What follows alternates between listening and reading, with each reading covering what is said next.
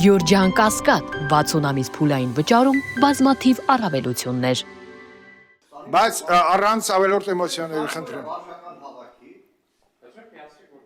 25 օրյա բաժնական հավաքի չի կանչվում։ Նախաքննության տակ մեղադրանք առաջադրված, ճիշտ եմ ասում, պարոն Սիմոնյան։ Հիմա այդ տղեն որ կա, Արթուր Չախոյան, քրեական գործով անցնում է։ Այսինքն հիմա ոչ թե այդ մարդու վարժական հավաք տանել չտանելու հարցն է, այլ կանոնակարգումն է, մարդը, որը քրեական հետապնդման տակ է,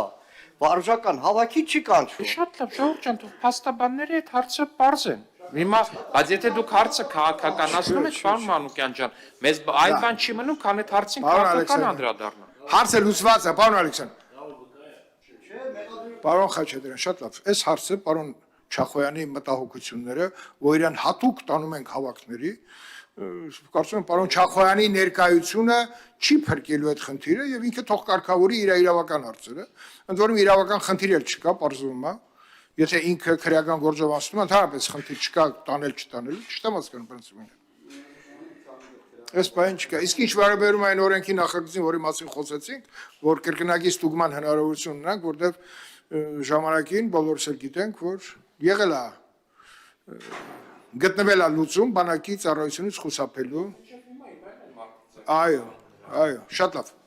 Նու հարակից որպես զեկուցող ես ասեմ, որ բոլոր մտահոգությունները կիսելով հանդերձ ես նորից կոչ եմ անում կողմ քվեարկելու